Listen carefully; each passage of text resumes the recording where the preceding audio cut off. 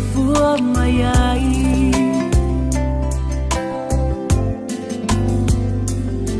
ile fale o matanga moleleta woloa ilo wala faile langianga sala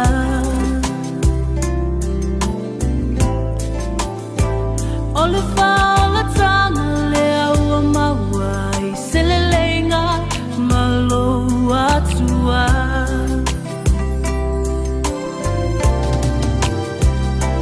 Faafeiloaiga Yesue ilau pulelea ua tata te tele ilo alofa lea ua usapai ai nei fatua elele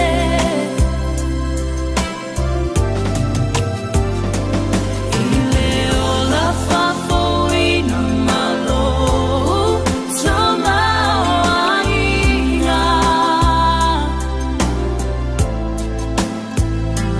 olovinga lea ua upese ai nei mafamanuina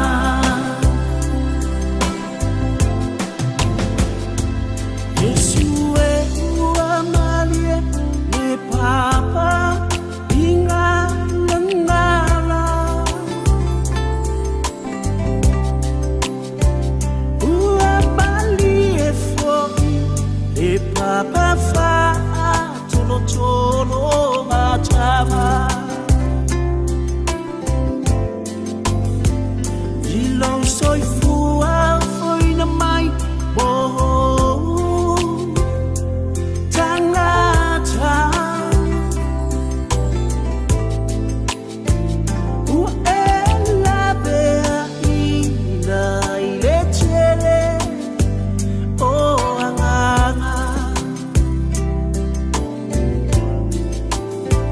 se manu e fano atu ile loloto ole anga sana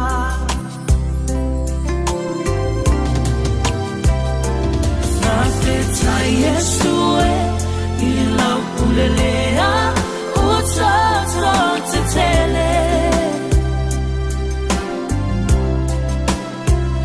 ilo alofa lea ua usapai ai nei fatua elele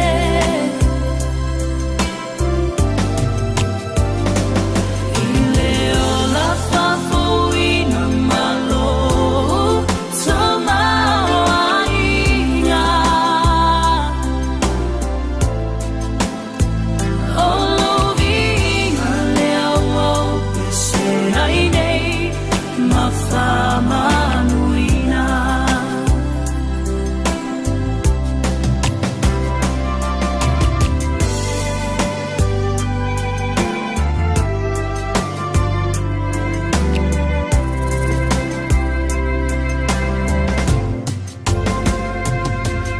ui lava iso nei faatauvaa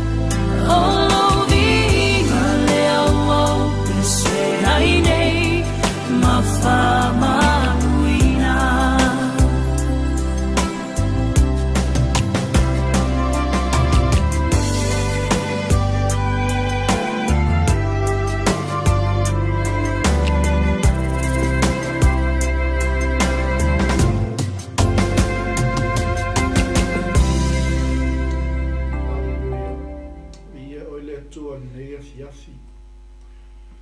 Mātou whaftai ala o fio. Ona o lo mana whaiwawenga. Ona lo au.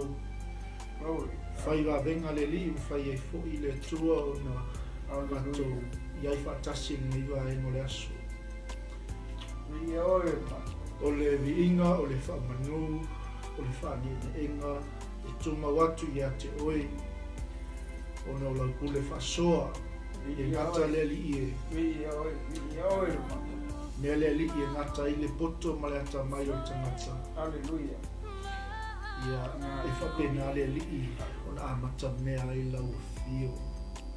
Mato whaftai le tua i te whaia mesini, o mea matautia ma mea ofofongia. E whapena le tua o na momoli ai lau savali. O le whiau o lo tala le lei. Whataita mā. E te tāpena ina i mātou. E te saunia i mātou o lau whanau. E whaile le ie. Lea whai ngā luenga le tua. Mo lo whiau o lau ngā luenga. Whataita le ta mā. Wa fo i ngā luenga le tua le pōliuli. Ngā luenga le anga sa tani mana au le li e tam whai e whai anga. Ta mawana o e te sila fia me uma. Ia au mātou te talo whaafitai le nea fiafi. O louvi inga lea le tua. Leise mea e tau fia lo fina ngalo le tua e seo lo mai mo mai. Mana mia leo atuai o lau upu fetalai. O lou fina ngalo pa ia. I au tangata le li. Ina i o mātou sāwa wali lau ami o tonu. A i o mātou sāwa wali le li e tusa ma le mea e te fina ngalo iai. Mea uma mātou te whaia le nei a fiafu. Ia maua lunga, ma maua lunga, ma maua lunga ai sau me i na tamina. Pātai le li e, lau o auna ia le atinu. Ma se foi o uso au auna, lau au whai ngā ruenga tutofi le tua. Lo auto wa mai, wa e filifilia, a wale nei waa le tua, o lo mātou ngā lulu e ai. A wale nei au nanga le li, o lo e whao mai nai la tau. Whaftaita mai la la tau tatalu, whaftai la le la tau tapo inga. Whai e foi le li, ia ona whao awina le au nanga le nei vai ngale aso. Alleluia. Mangalo atu fo i le tua, ia i la tau le li, ia o whapena una ia i se fuafuanga le tua e tau whai e tau fia i lau polo kalame. Glory. Alleluia. Ia i lau whamangalunga ia te i la tau pula ia i le li, ma tau tia o lau fio. Ia, nā tia le tamata, tau waa le ia fo i atu pea ia te oe le viinga. Nei maso uma e o i le whawau. I mātou sisema ni mātou whale tonu, e oi mangalo i mātou uma, i le toto pa ia, i le toto ma mao Jesu Keriso. Tau a mio tonu nai mātou le li. Whaftai lau a fionga pa ia o la mātou sauni le tua e fola. La mātou sauni le tua e whamalosi ai, i le tino Keriso ma le aingo le tua. E mai se si o mātou atu no pele o Samoa. I alu ma le mana le tua. Ai ina ai se nganga mo e mo lofu na ngalu. Ama e ale tua le ngaluenga i tangata. O le ngaluenga e le ato atoa le ni. Fa atoa e le nganga o lau fio. E ia maua lunga ai se viinga o e le tua le tama, le tua le alu, le tua le nganga pa ia. Alleluia. O awala atua i le mātou te talu. Ameni. Amen. Oh, alleluia. Ia. Tai atu tatu a inga leiwa a inga le aso. E mo mua o na toi whatalofa atu. Ia, ma whatu lima atu fōi le whaia maulunga si o tatu o tinu. Ia, masi fōi ia o le au whaafonga. Ia, mai latou fōi e masani o na tune in mai tatu polkalame i asu taitasi. Ia, tai lau talu. E whamalulu atu fōi lau fina ngalu. Ia ona le asa ia ina i whaale tonu o nisi foi o tūlanga le maufia. Ia e lo whapena o linka i lungo tātou au nanga. Ia le atua, le ise mea whaale tonu ia no nai vaenga e toi fia whakilia ma ia whapena o na whaleleia ia wa lava le lei atotoa ia whafoilau whafonga mai ia lau sila mai ia upu le tua i le aso whaftai fo i le li ia e le i tupu le nei whale tonu i le polkalame ala au na le tua Amen. ia e masi foi o nisi foi o tatou polkalame e pei o na masani ai ia ia le tua o na oia na te silafia mea uma ia a whai foi o se sasi foi le sasi mo ia ia ele ise me whakolina i le unganga ia natu estaimi ia o natu ilo leo le vaenga ia o no nisi foi o tulau ia ma vaenga o lufa pena o na linkanga ia tatou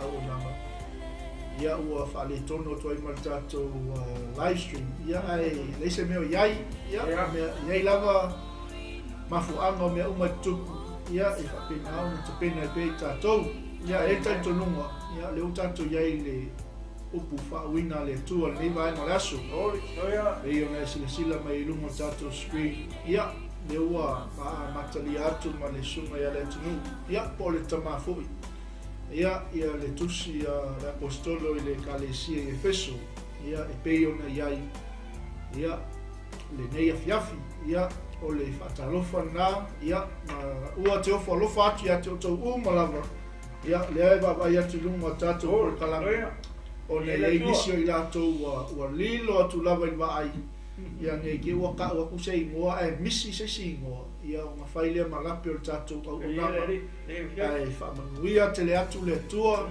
ia te oilo mafuta ma le nea fiafi whaasoa le upo le tua i lau whanau o uainga o le tino ke riso le ale wingo o tala ia share tatou o unanga share le upo le tua manuia ai se loto manuia ai se tangata ia sili o na vi ia ai le tua o tatou maluenga ia o le kako waa e fautele ia o le vaenga lea ma le vaenga lea e o ai le whiau o le tala le lei ia i so se tulu ingo le nela o langi mai se lava i o tatou tangata Samoa ia me o nei le tele o tatou polkalami o lo whao ngā ina lava le tatou mamana pe o nei ai le vai aso o tona i atu sa wha tau ai nai e Aotearoa nei le mamana Samoa ia ona o le mea lofa ia au mai e le tua e kakau alang kako mika ai mo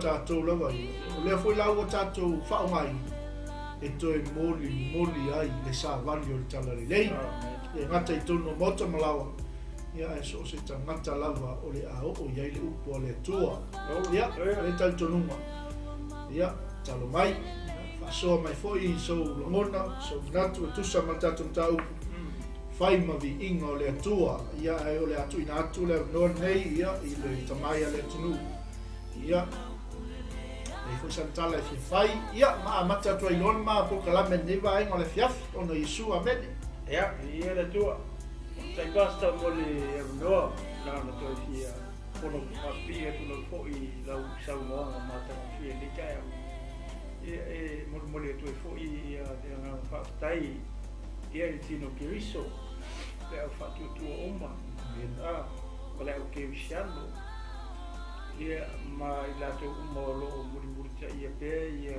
te tu no ta to li se kiriso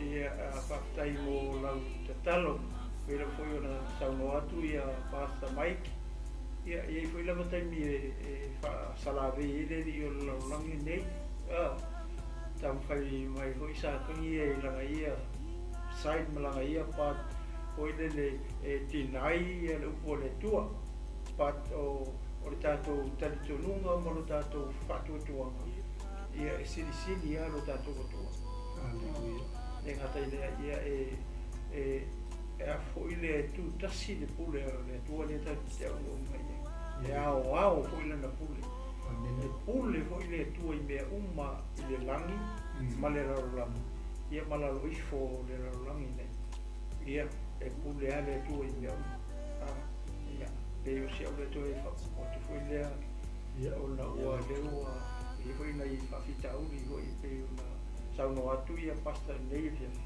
ia pat e ele tetonuma ia o le taimia ai o le atua o le taimisa a whai o le taimina nei le whinangaro le atua foi e mokori e ai foi le whasoa malana upu ia awalo tō sangisangi mai ia ma tō whakafonga foi ma le tō tapua o lona wima ia o le taimia nei le whinangaro le atua e mokori e tuele upu ia mo tatu uma mo le tino keriso mo le kalesia keriso Yesu whai tua umala ia I le ngata I tonu hao te arone ia ai whapena tu inga o le rawangi me se hui o tato atu bele o samu ia o lo fia bea ma tuli mata ia bea ia le lei polkalami ia e whaalongo mai ia so uma matele o teimu ia ua fo I se whaalumanga whaleanga ia e tau so ina ilo tu so fua whaleanga ia ma te hoi ma ua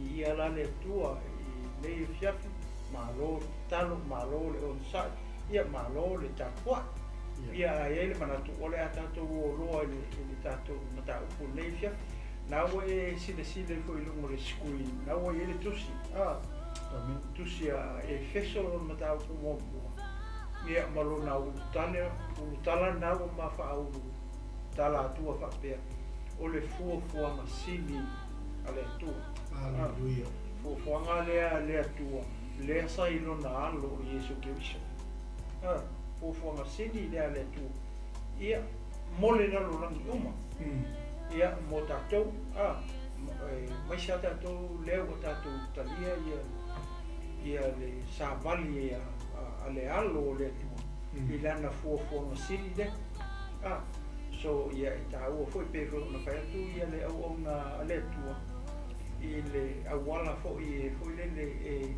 le spread atu e pele le message ia o lo share ina le se si o lo aina o wo mai masa e ke share tu ia le tanto por kalame o le no ta inga le por kalame ia lave ina se anga mo le malo le tua ia le ngata foi ia famalusia foi se anga ua la ona le tau Faafeiloaiga mai tau solomuli e a tele la ia le polkalami ia ma faasoaina o lupu o le atua le ngata foi nei platform ia isi foi au unanga e tau te sila mai mo ia ua lava ia lo tatou wa soi fua ko ile fa le ngana a fa yo le mana o le tino ko ile me ai se tu lo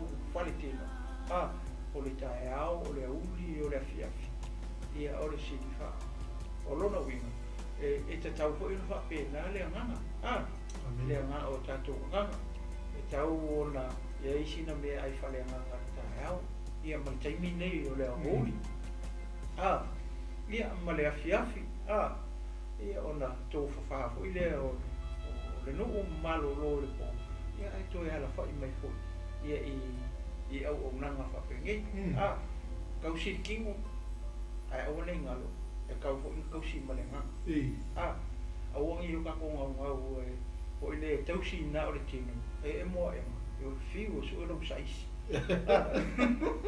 ta ua te le tūlanga le amen ia tausi ko I male nganga ia so le ma ia fia ko ia o le nganga ia la o ma onga ko le nganga ia I mea fa le nganga e ala le upo le tua so e kawanga o whakasi ia tausi ngor tino ia ma le tausi ngor le nganga Aleluia e te tolunga ko lele ia o lesi tangata se tu lo la o ngā kingo e mo e o kau le ofi kungu ka wale ua ngati au lele au wea I tato uma ta koi ngā luku after lele kingo awa mai na le kingo I pe abuse le kingo I mo mea ai ho I o le tino o lona wina o le a whainga hoi la maranganga au apius le tino ia o le Kentucky McDonald ia ingufua marisusu ia ola mana ia o tulanga le wai la tino ia o se tualalo fo ia le Polkalami o ngai ile fasoa se tasi o tina sa o mata o lo mai la lan tualalo i le tulanga le o le tau mafa i tino o le moli mau o tina le fitu tau sanga o whapena o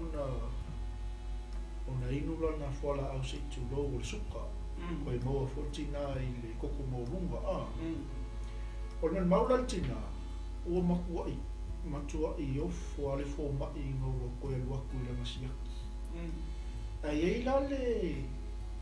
eila le fuafuanga al tina mawhai ake ia lawa ia lea pe e maofa i le fo mai pe whawhenga koe se le suka lompua e whawhenga le iyo e whawhenga fo ia ia le pe ua tūlanga le i le tau mawha le tino o le mole maula tina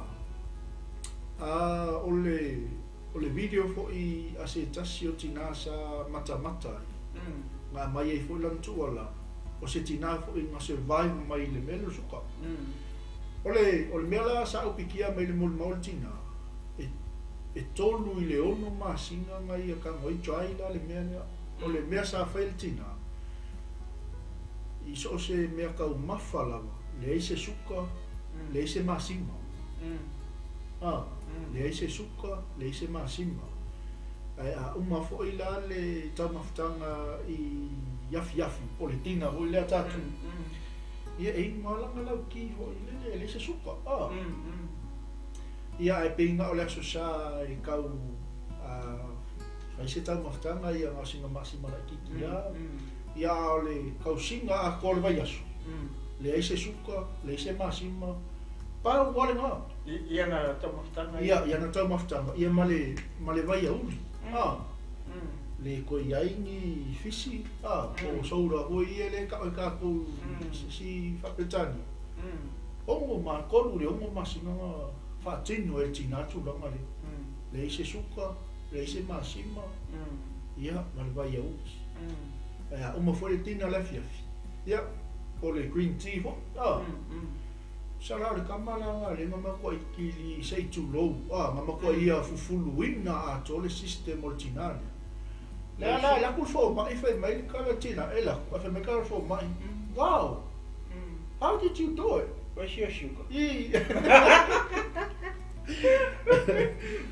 ai ole mela ma family tina ole me fa te ia inga ia fa pena ia ai wow oi le forma o le ase kulanga o ia ilo masuka ho le o ka pole o le fa ke ia le forma ia fa me forma o le se bon nombo a ko le ia la o forma i le po fe wa le suka lombo ma ko amen la kusa la vole o koe faia foi le fatulanga ina ia lo fai ia mea masani al tina o langa lea mo lima ma mai fa piko ia mo ila ko fo i o lo mo i le turanga lea ia maka ko uma e o la malosi o se fautuanga foi mo tato a fa pe ile fai o le tausi le o tato so fo maloro ina ile tino apa ia o le simena beltina o le loko e fai le mea foi o kako sa mo le la warlo fa so inga ga ko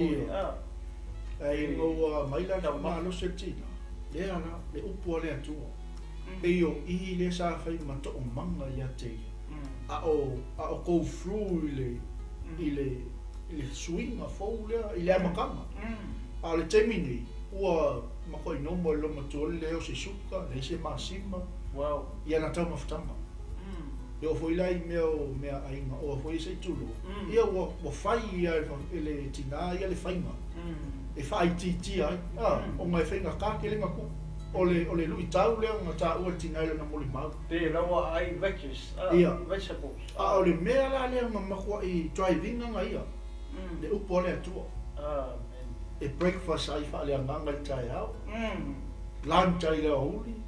Amen. Foi tina i le fiafi. Amen. E al wakula le me ai fale kinga. Wa le vanga manguia le. Pe ole mea o koe fia so toilet tinu o tūlanga le wata. Oh, ia le. Ia fai fo e whafonga mai. Ia ngā mo tātou unga. Hallelujah. E whapea fo ua tau tino tūl mori maua tina. E le au ngā fo ia maua. Po le alo malo singa iai. Ia e kakauanga fai se whainga. Amen. Ia look after le leilo tangata ma te kea le leilo tino. Ia e ala fo i tau mafa o tātou. Whao ngaina, ia whai ase whainga fo i le whai titi ai. Ina ia auane i wawe o nga po ia i tātou i lea ma. Ia o ngai e mga o mia ka kousa au manga ruenga le atua le tino. Amen. Pea tūlangana. Malo pasara. Mana i tele mele o e saunua. Peo le winga whele lo la waktala peo ki a fu o soia uia i whape. O na manatua fo ole tausa minga fo i le tino. Ia e mau ki ngoa o tae au. Ia ole uli por sfurua por kasi. So o la lea lau a luku after uma kai le lunch. Ai ke ua kua ia kukirimba. Ia ole mea la ngai kuku ngaka. Le lopo isi u fei kai sa mua wai mai kele ngā lunch.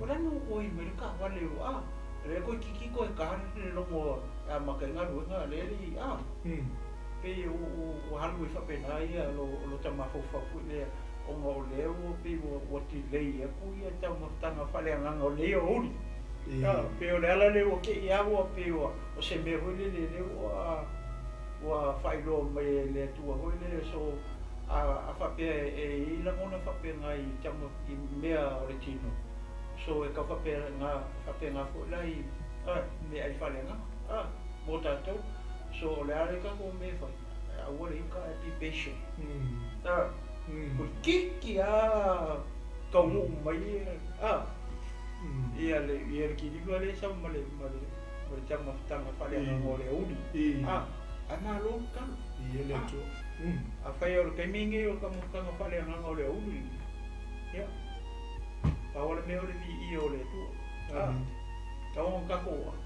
Fie pakas. Hallelujah.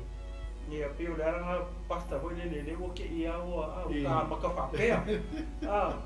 Au ai lo wingo ra ka ikakala. A fai o ka iko se tanga to ska fa kai. Ele pa pe o ka iko tanga to le ka ke ngau ai si tu lo. O lo no wingala.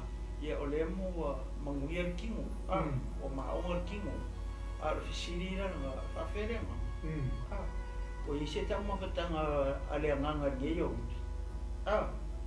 so e kaulanga wa i faafele tino e ka hoelanga wa i faafele nga ka ho i o na i se tama katanga fale nganga le uli ia malefia ia ele i o moi malolo ia dia partai ma e kele mo mau ia mo ka ko uma langa e fa so i tatou i ne ia me o be ai ia wa le me ale le nga pa u le lu tangata amen o me ai ia ta lo fa tu na o nisio i la to lo maua tu tatou ko kala me ne fia amen ia e to tele lava nisi o lilo tu ba ai ia le to fine ia Ramona Robati to fine le mafuta me Samoa amen ko malo i falata le oi malo Ramona aftai talo mai ia lope tu iloma Brighton aftai to fine fa mo le to e malainga tai foi mafuta me ne fia oi sole ko inga ia fa vai yone le sunga ile wao ia mafutua malainga ia lo mafuta mai Otara ia leli ia me se foi ia o sunga ia alefosio mafulu ia le tua tantonu le mafuta mai Australia i o lo otali le ia aftai lava o le sunga ia alefosio le Samoa mua lava mai langa ko mengi le tato o kalame pe ne yai ia le tua vai le ngal tato ngal lo fatas lo o le ai maki kalkala mo ma o ia mal ko inga wale le ai okay le sam i ko kongol ka ko studio ia e makere lo la ua kalo alo ange ia ka ngaka i ka ko I tu lau ora wa ku e le sa ka ni le wa after you so after mo le ko mengi fo if after fo mo feedback ia fa mo ia fo le tu I fo fa fai o ne yaso fa tu ia salapi fa tu le so mo fa fenga me ia futi oh ia e ma futa me kai le west ma lo fo na lu ne yaso fa tu ro ta po tai fo I tatalo mai so ma fa fenga ngai ia lui lua tanto no Australia fo le ma futa mai so ma fa ngai ia o le brother o mako ainga oi ia so fo mo nui la so ma fa fenga ngai tai fo le lango mai ma tatalo mai fo le o nanga ia o lo manuia fo ia nei tu o le ngawenga so ia apu fo amatu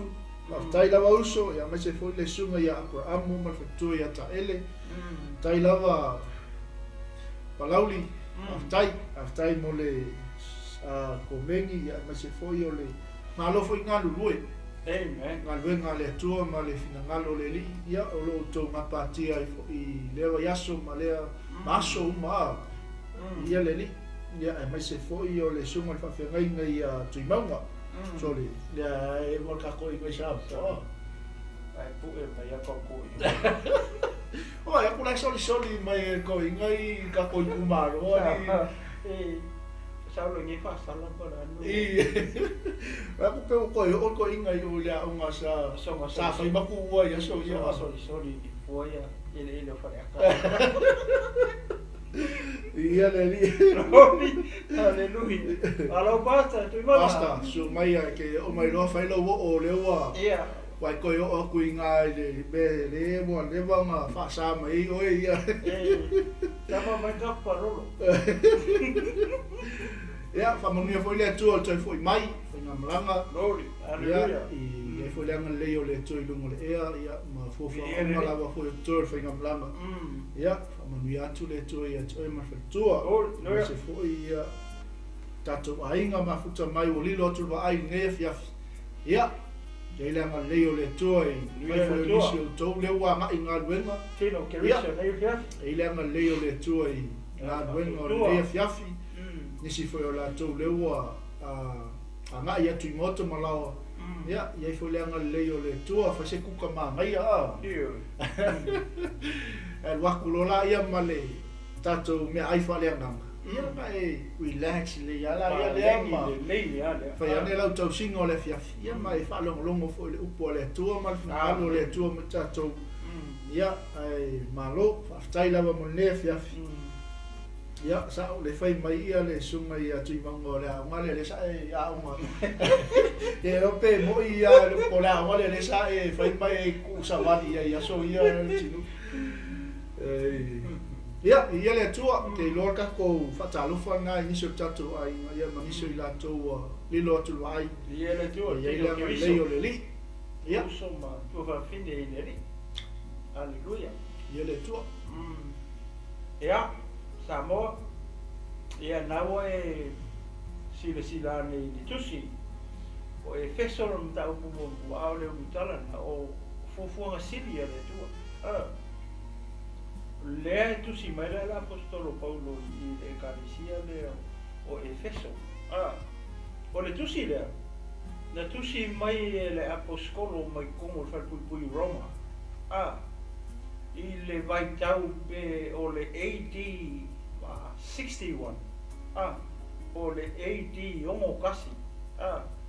Somewhere around that time. Lenga kusi e le apostolo Paulo le kusi lenga kusi vai lai como fa pui. Kusi mai vai como le fa pui kusi le. E a mai lai le Ecclesia le. Le lai mo ia Efeso. O Efeso e fa alu anga alu e le apostolo Paulo ia malanga. O le malanga longa lua.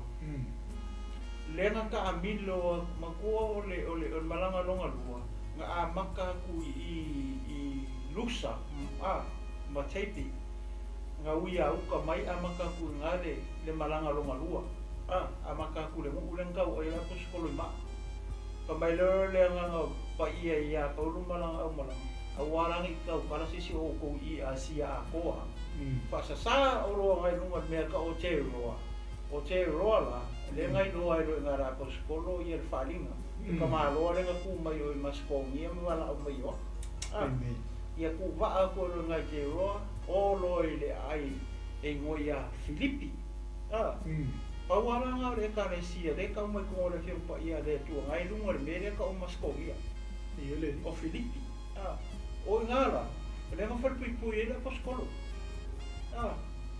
fal pui nga poskolo ia malang ka mosila wa le o sui malanga o ke wa mai pa na pa ia ma ia ne mare ko I ku pe ngo musu la poskolo ko o mai o ne mare ko ati ki ko no sila sila le nga ku I Jerusalem ba ku si ave I Antioquia e ka o ko I Antioquia le ungol me le nga finga o pe komi finga o pe to me nga maka mai ko Antioquia inga o ka mu ko maranga mo dia la o saulon maranga longa lu ia dia la o spiriti lo na ia pa na pa ma paulo fei kai lo pa na pa ia maranga kasen ne ia ne mare ko lo ila lo ku pe ia ai u ia u ka mer malanga la poskol ma mai lo matanga le ngo ia sila o sila le nga ku mai uta ba ku si o Antioquia le ala ko fo I le kakare ngo ia uta I Jerusalem ai manga o rola sila mo foi pe I Antioquia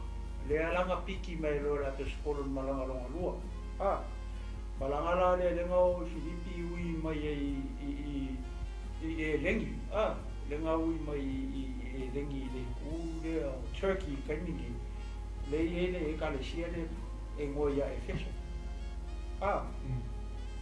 o mai lo inga pa so mai ai te rea te Salonia o mai lo idalo ka o mai ele si foi mele ele si ngule ngoia Korinto le I foi kusi le ave le apostolo o ngala le felo e lo ma foi lengo o le ngali o pisila makula ia o mai e Roma Paulo mai pasile me ngo ia kenkerea ele o fakoa mau kenkerea sa ele kalesia I nga o kusi la poskolo le kusi ave Roma ai ke mau le mata upu spulu o Roma so o foi mua ngai ka mai era poskolo sa era le kalesia me le ai le ka o kenkere le nga pasia ko la poskolo ma kulo ma pisila ia ai le fese kusi la poskolo nga ave nga e kalesia le fese ele kalesia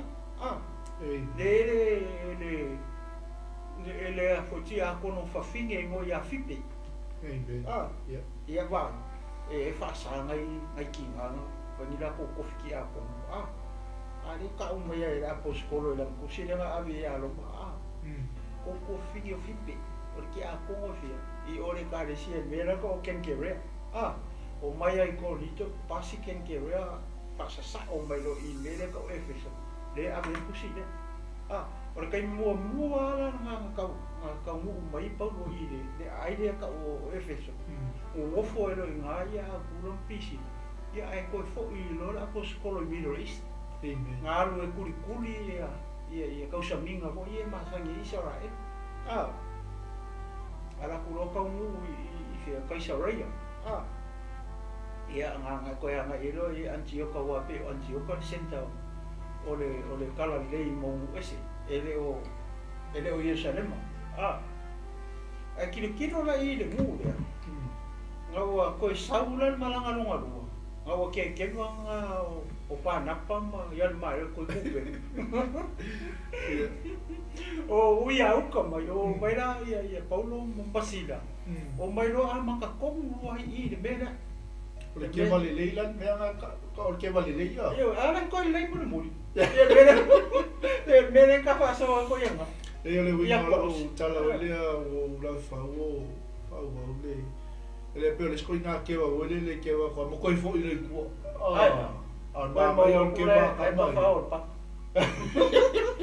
ya sa no la skola tira ya o mai lo I le nga o uia o ka mai o mai lo ai I mga kuanga ngaka I kala inga I mele ka o rusa mate pe kala inga mua ngo ka ai ko fo I lo ko mai lo ka la inga longa lua le o mai lo sau ya Paulo mai sila a mai roka e a maka I meren kau ai I ma mere ko o rusa mateipi o I la lenga mau e apostolo ka kai mo ia Timoteo o Timoteo la o long kinga le yukaia ia o long kamao le rengi a makuor kala inga le ka I Paulo le ka I Paulo se me ka o se tombe pa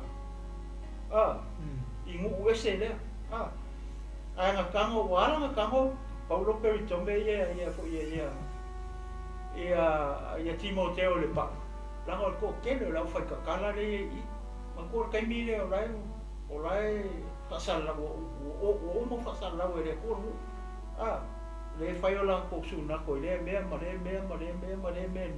ka fe le por me ko wala nga ka ngo ko lo apostolo pe tombe pa ia longa karifa le nga le o Timoteo o mo va ai ka yukai ale ia o mai ro I me o le longa lua la nga fa lua nga o ia Paulo le ai le ka o Efeso ia o le malanga mua ma le malanga longa lua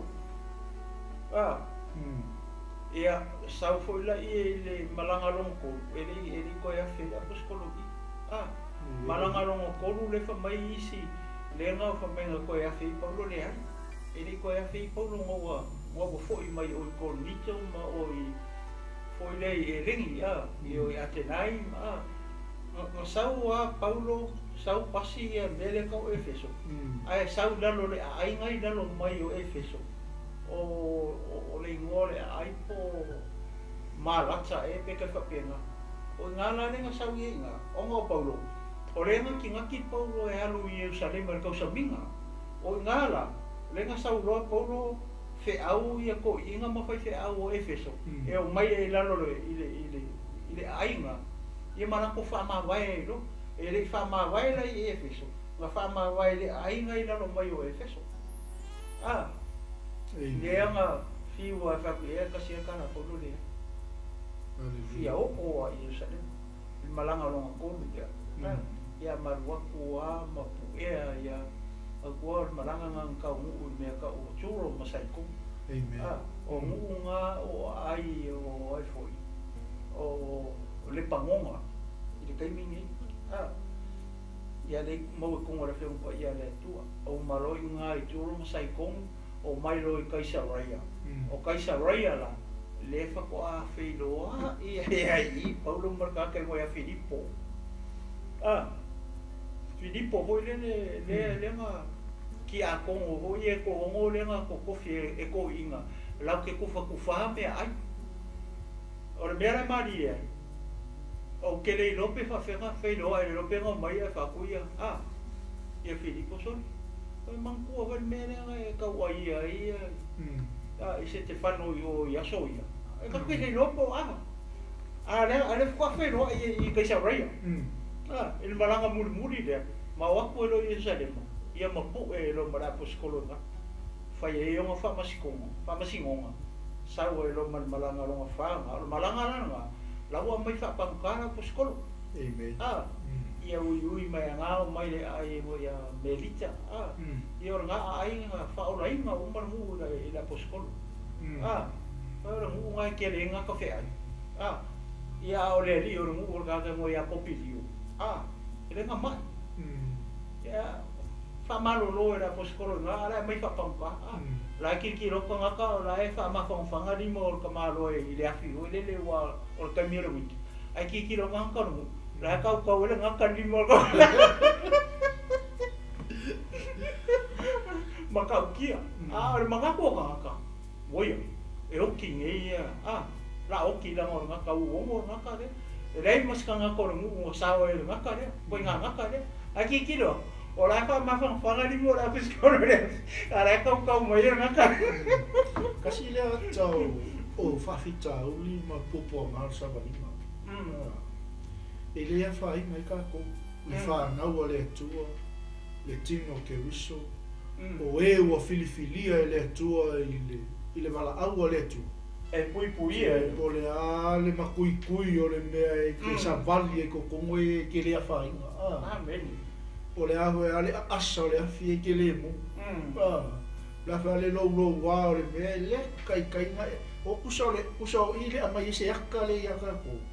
E wai o ngaka ali e whewhewhe lau mea li tonga le ama. Arai upe mai le limo la mosikolo. Ua ke popole i whawhikau lima popua ngā o le savalinga ma mea lava o loo whapengā o ma savali ai kukum. Lulu le afi. Ioi, e wai le pāngai o le mea le ngawhai e paulu. O le lulu wa. Lulu le afi. Le ama. O le ke māngai ai o le mea le amai. E le ima se mea ngā pie popole wali. O le mea o le ka o le pene. Pero ku oso paulo ai. Wa e a ke se mo va tenga. Ia e mantua le ngai sau mo puso le malanga le. Le wa mai fa tama to taua. Le wa mai fa pango tala apostol. Ai le o fa pe nga wa ka fia ile fai bo ka man. La nga ruia. E se fo ile a ko ina lo ko le tino. E ka oko e ko ko fa pui o ko kaimi.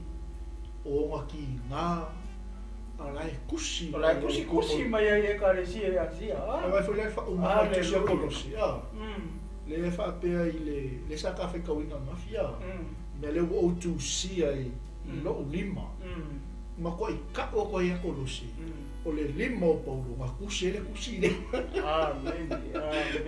amen ai ke mau o foi pe sumal valu le kolosi lo mtau pe fa pela me au manguia foi lo to au whapena ana e saunoa i le tūranga lea le tinu. Aua kako ke whawai mea e kai a inga kako. Se a pāre me o ka maka hanua iai. Aua le whewhi. Aua le whewhi. Whakua i le tua lea kau ke au aunga iai. Meni. Whakau kau le lima. Ai, sei tu lo ka ngai amo whawhikau ni. O angi mea oma ingu mea oma. Ke rea whainga hai. E ke le pēa. O le kei me makua i mausa li ai oi. Wa e lolo wha moe moe. Wa e lolo mafuama. Whai oe mai kako uma. Ma awe whi au o le tala le le. Ia, so male tino. Pasa. Mawawawai lele le tala wai lele Sataraka me sakoma aptiniko. Ia. O le whai aku i e raua ua bebela ua mua whawhiku le vela le ngā umua e whamai a kama. E mawhai o le mako kua kongi mako le afi. E mawhai o le mako kua ngana le mako. Si? Ia. Ia ango ka koula. E vai e kuro me vela mai o ngā umua. Oi ngā e koe kiwa a polista ngata. Le singa mea foi wa kaunga sui ngai kai ni lau kerisiano. Whanua le atua. O mai whawhikau di koe kakalo i le atua e menis whawhikau. Amen. Ai sea. Le anga o mea ia le kako ke mawhai a i le ngaluenga malwala aua le atua. Le whawhikau. E kupu kako o msai basta. Nga so e kule skirisi a kolo wanga pe vai me le ulu. Ia le li. Ia. Pe me le o tau whai tu le whamatala atu le nuku lea. O ngā ngāri whaalua ngā whei paulo le nuku lea. Leo Efeso. O le kusi lea. O la wai o le whalpui. Le ngā mai whaapang kāni malanga ronga whālea. Le ngā whei le nuku lea ka o Malta. O Melita. Amen. E ngā verole i lunga i Roma. Ngā i lunga i Ikalia. Ma kua Roma o le laumua o Ikalia. Le kupunga me le malo le ngā rulinga la langi kaimi ne. Ia, ai ke kilo whala le kusi. O le kusi mai kongo whapui. Ia, kusi mai la e kalesia ne. Le nguhu le ka o Efeso. O Efeso. O le ai kasi le ai e whai ai le kekele. O le empire o le malo Roma, kaimi o Roma. Kasi la le ai e whai ai ki kene i ngo whiwhine. O Efeso fo. Ai ki kilo ia. Pe o se a fo ile, pe o se whakaula i ngā ala fo ile. O ngai a, o ngo Efeso i ele wafu. ele wafu ke le ai ile ai le ka o Efeso o le isi me maka ukia le ko kongo le ai le o Efeso e ai le manu o le tua fafine ngo ya tiana i ko kongo o le ngu le o Efeso i mele i le wafu ia o se kara maka ka ua malama ua ka ko sa mo me fa o ila a ka ngu ko e va ai le wafu le o nga o lola i o saila makangaka hoile le mai maku o sauke o sa sae ma se sipo e o ela i le manu le ka o le manu o tiana ele o ngi mere le ila mere fai ko o lai fai e ia le fai ka anga ma le muli lua ma le amio le anga lai fai kongo o le manu le danga e vai le statue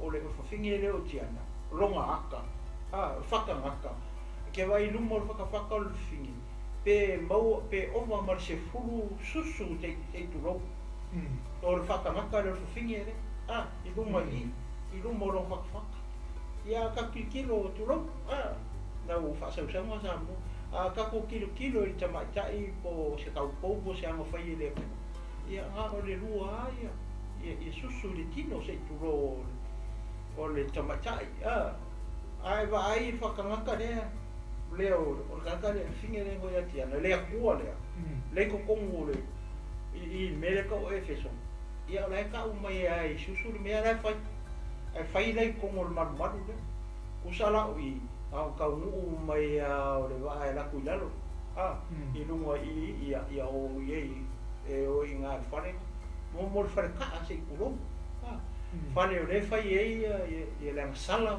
me fa penga ia saule va mai sisifo kaula ia saule va mai maku kaula o ia e o ia i me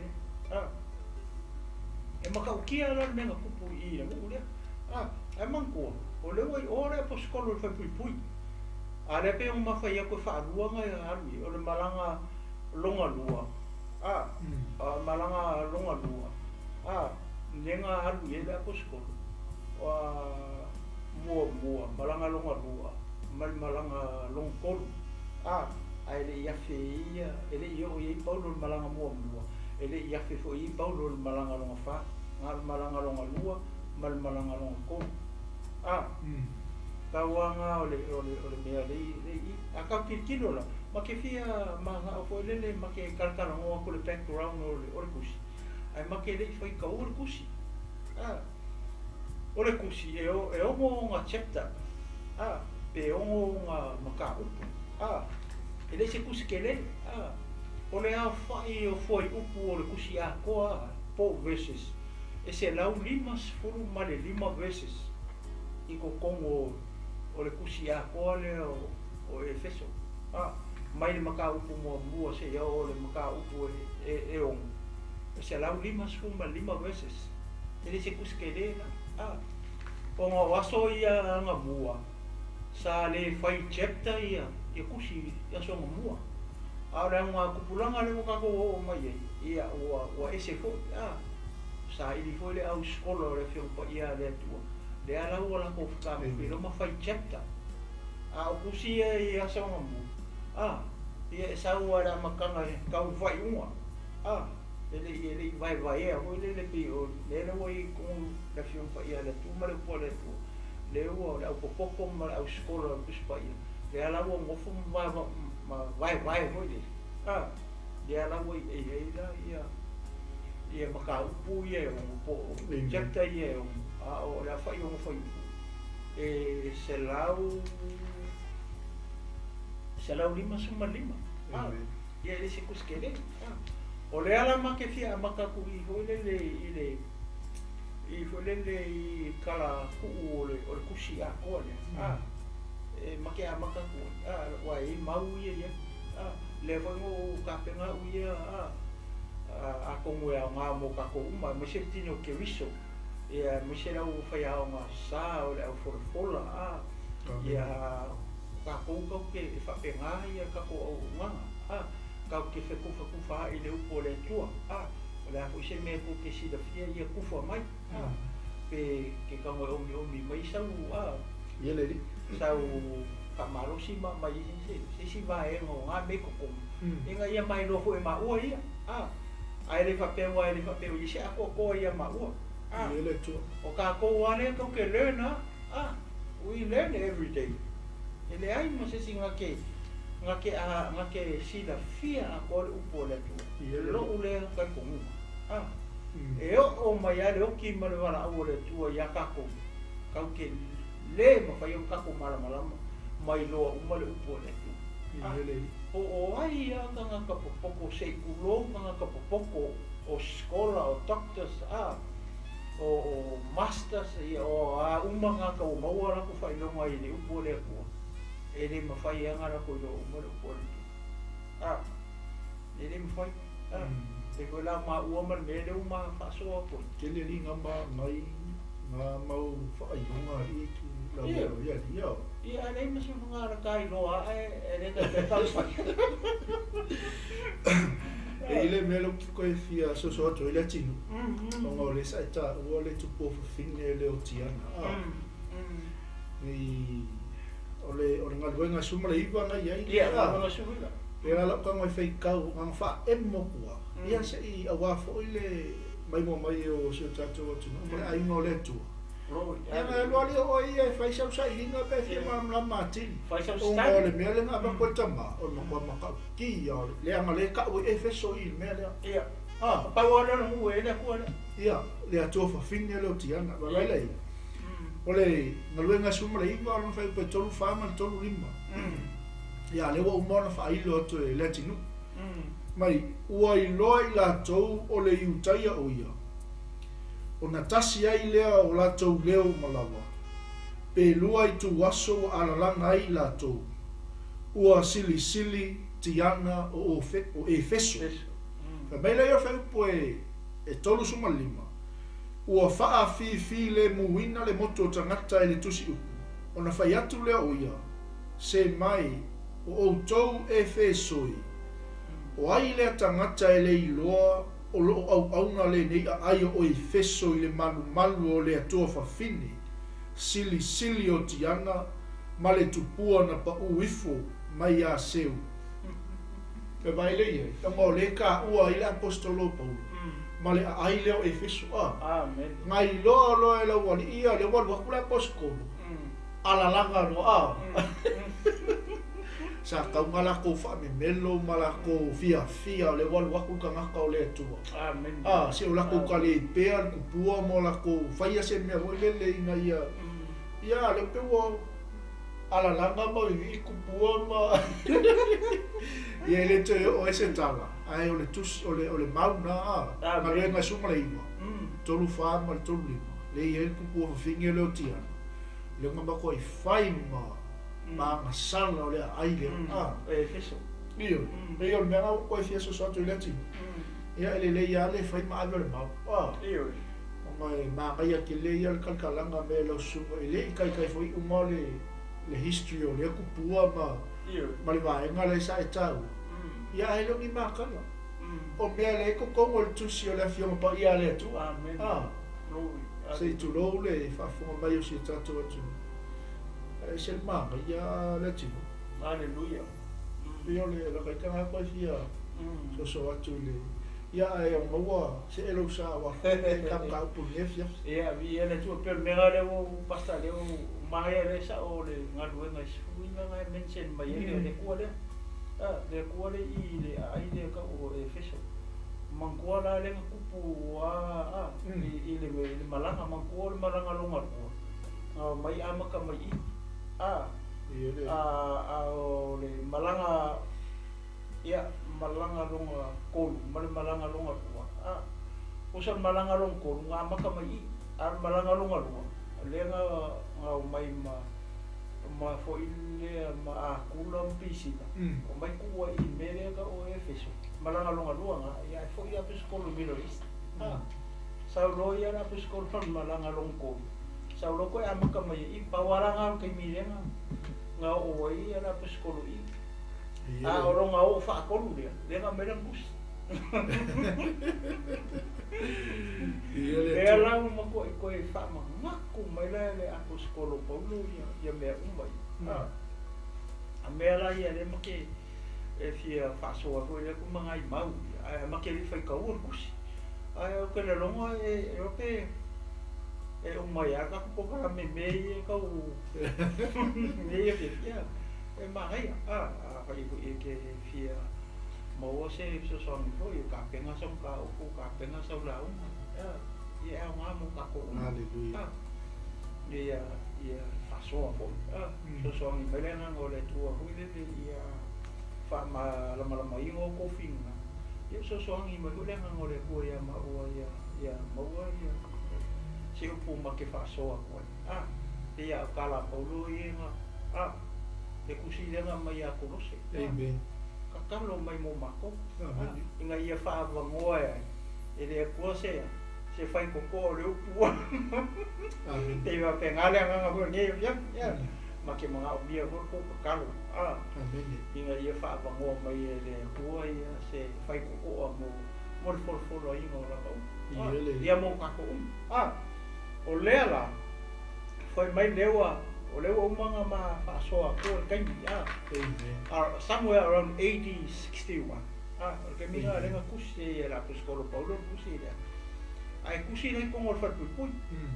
Mangkua lau ngofoa e koe alu a apostolo sisi mea. O longa last place la I longa o langa. Oi vai dai ko kongo whatpupui o le alu o kusi ia lafo. Whai le kusi sen. Le ia kamai o tui kom. Ia kama wha mo inga ia kama ave kusi le rei. Kama ia hulele o al kusi o le masai. Ai ko fe pa pa pe sai sa mo I. Lo inga na ko mua. Na ko mua lau. Ka pe se le ngo Paulo ai ka ngo ku ero mai ngo. Amen. Pa pe o kusi le ngo kusi vai. Ia ia le tu. Pa mai lola ia Hoi mai ole amakanga mai o kusi le a Paulo I le au fumare kusi nga mai le au kerisiano I le ngule ka o Efeso o Efeso kai mingi lawai lalo ole malo Turkey o take ele kai mingi e nga kupulanga nge mo kako ye ole kai mingi nga mai ele kusi ole kai mi Roma ua uma foi le kaimi o ar sanga le sidi e o uma kaimi o elengi o uma fa ko ilalo e foi le elengi ia me kaim persia ku dela langi ar sanga le sidi ku lai mai loma fa ko ilalo ia ar sanga le sidi ma elengi ku le lola ia Roma kaimi le kaimi le ila so e muri angi pe ase vai me o le fululima senkuri o ingala le nga makalonga ni mai mo se le mi se yo o mai kemi o ila ile mere ka o Turkey kemi le I ke le o ekalesia ko le ngai loa le ka o mai o ange usio faina ngai maka o ko lua marko ai ekalesia fikunga le nga fa ali ile le angelu ia yoangi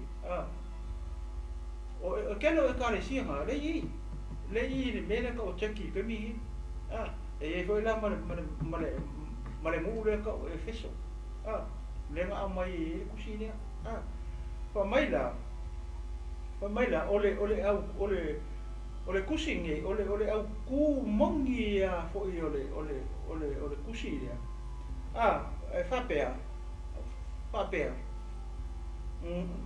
namaliu ke riso I le satauro ina ia whaasa o loto ai I tatou pe ole thing le o kusi le pore au ku le o kusi le anga wisi sila ane le upa nga o ma wha au kala whapenga Hallelujah. pe o nga mawhaia o Yesu o fuafuanga sini a lea kua Faafeiloaiga fai fuafuanga sini a lea kua through his only son Jesus nga ui mai fuafuanga sini a lea kua I longa alo pele o Yesu Christ Lea lai wha mai ai ia kuskusinga ia ma wha maumau. Pe o background o kelo kusi. Ke maua ia information a me sia como o kuspai ia wha peutania to help us. Lea ngal kuskusinga wha Samoa ke le mawingi me wha penga e sausa o alfa iupu ia alu kuskusinga. Lo kakustari hoi lea kuskusinga wha peutania ma lea kuskusinga. Ia kau ke maua mai la sito song.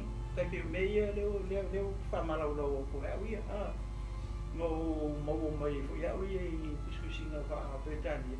Lea langu kango ia kampai hoi lea o ilo wha Samoa i. Te kau whekau. Magai ala o lea mai mana mau. Whai kau akula le mau whekau le lei mana me leo wha Samoa. Ia le tu. Ai la wakul mau e mkua wawa mau a mana me leo wha Samoa. Ia whako i sekula ia ako. Whasawa ngai lai oi la wai wha Samoa.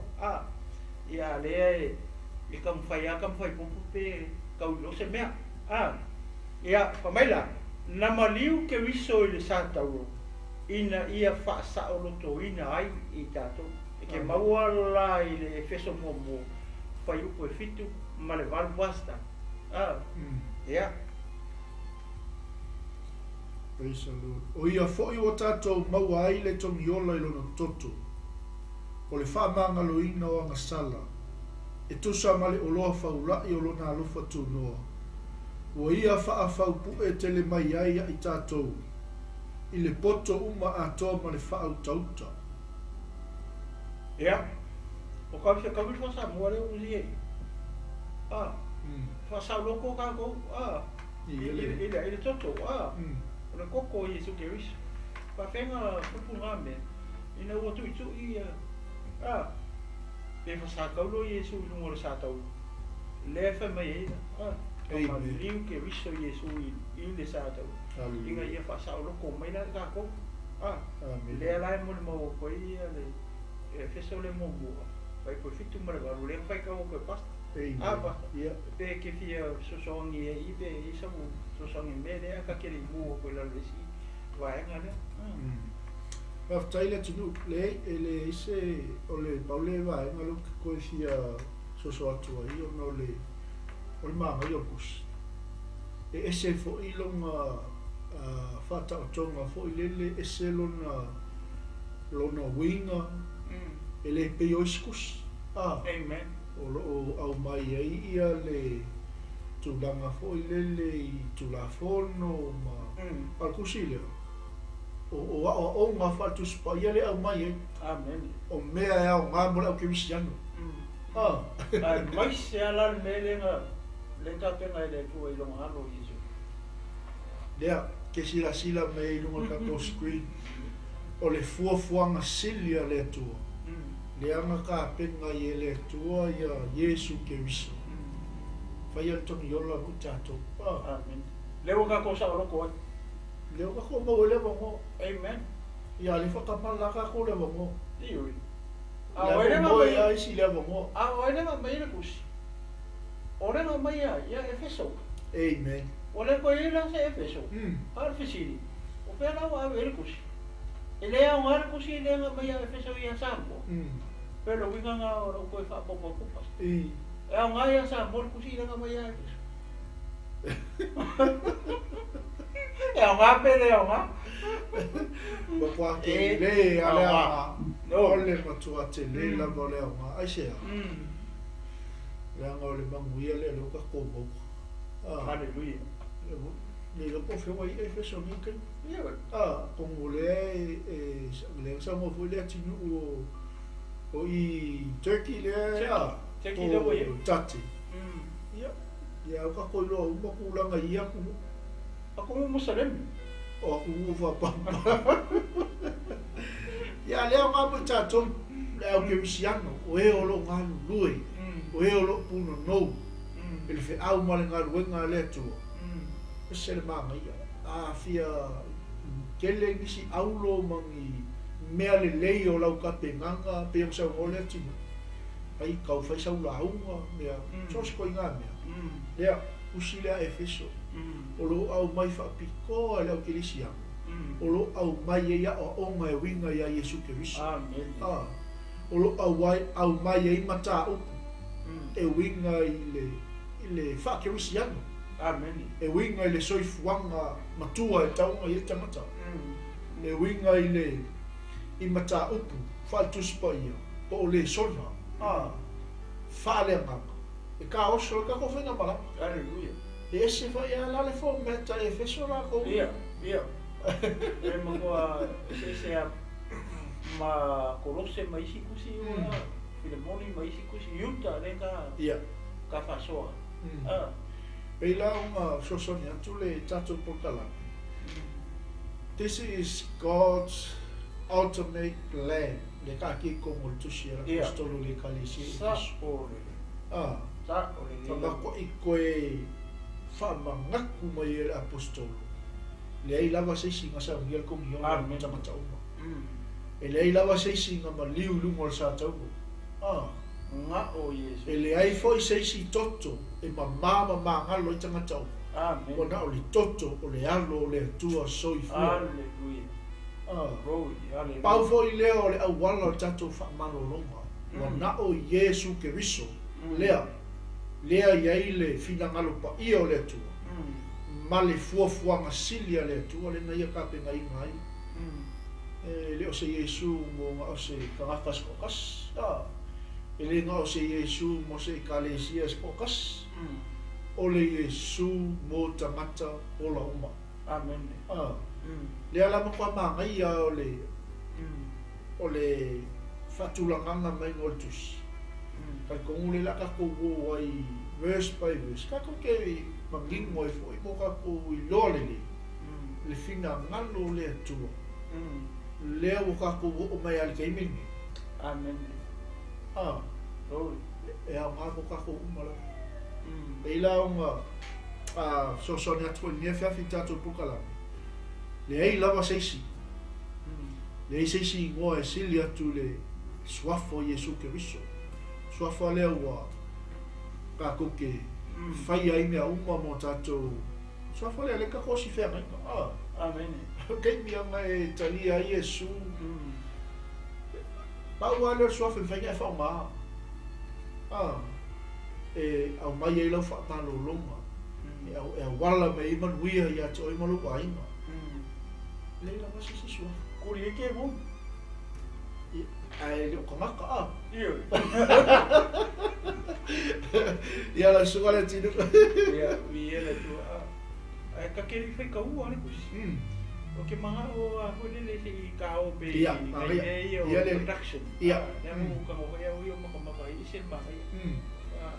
O le si I mai e kusikala mai kongo le chapter le mea au mai male mau ia ai ka keli fai ka ua ia kusi pe ora o nga le o kiki va ese mal ma ia ka nga wa ia mai pasta ai ka keli fai ka ua kusi ia mo lo sa o upu ia le au mai i le foi kuskusinga I mai ko kongo le chapter ma le chapter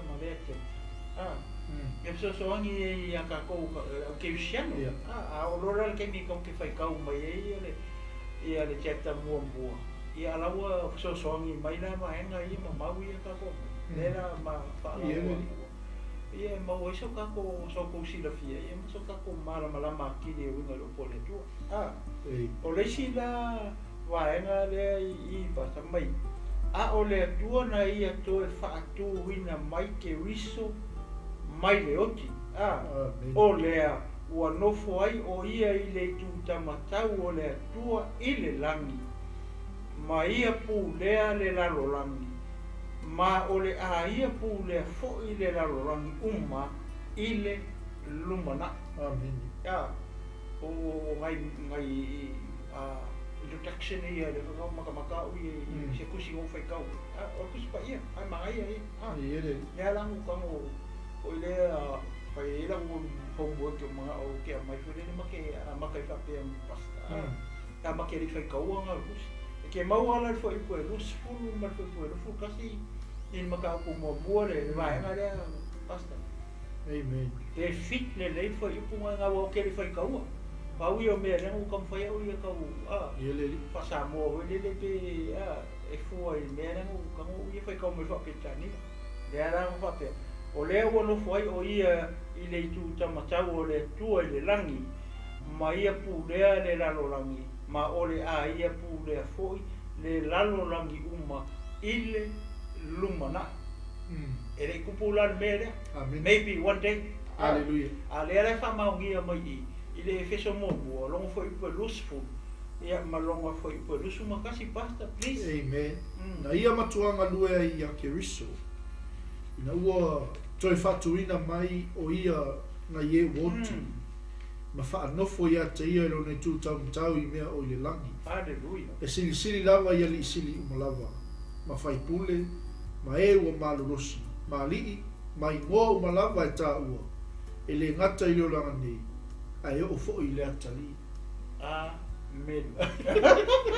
So le ate le. Ele ia la se si ngoa ni e o. Yeah. Ya, ia tu. Ya. O le si vai. O fa mai.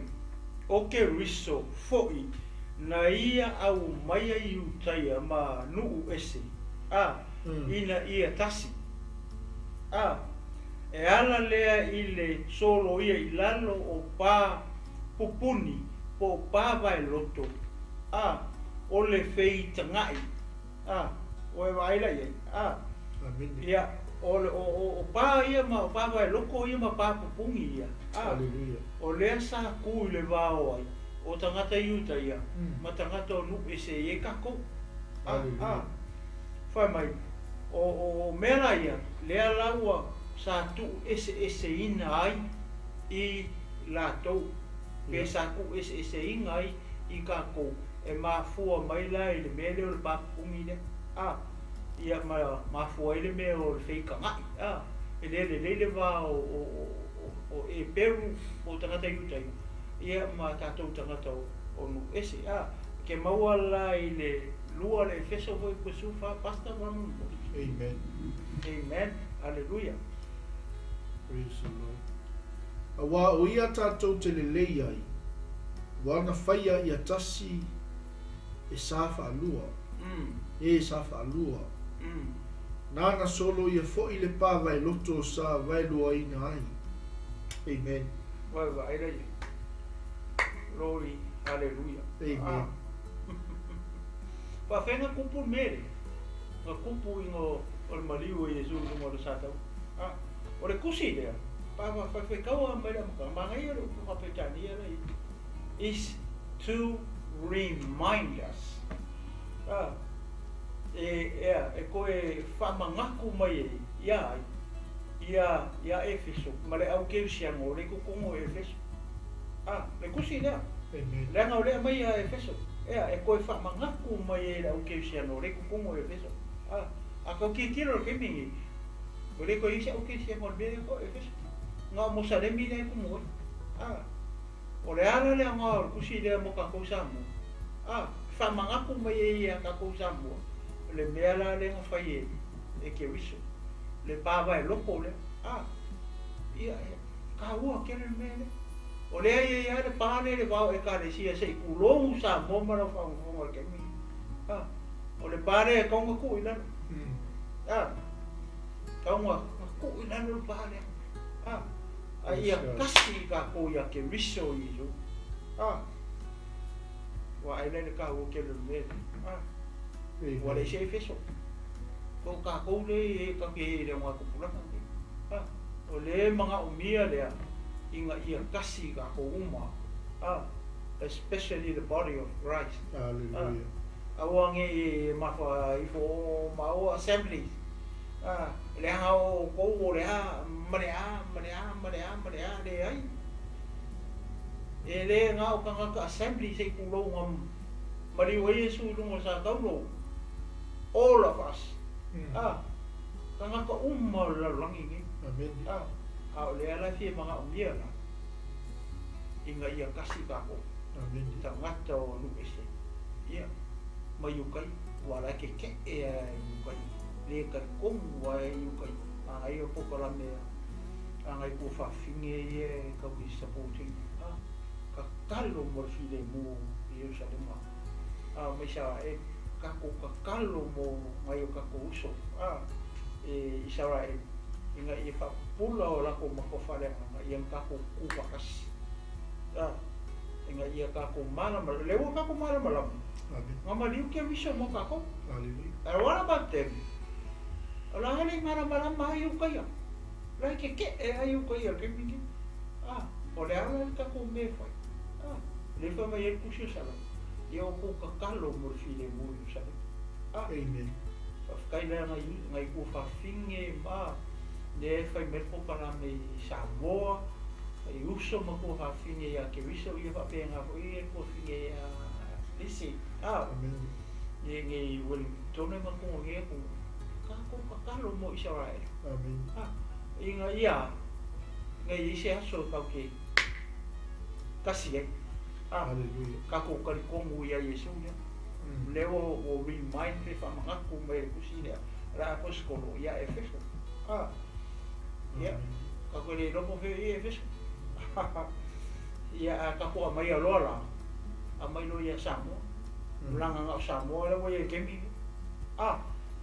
ia pe o se au le pasta pe ke ia famalo si vai ali a capa solo ele ai ka ke le fai kau ane o kusi pasta so le ka ke o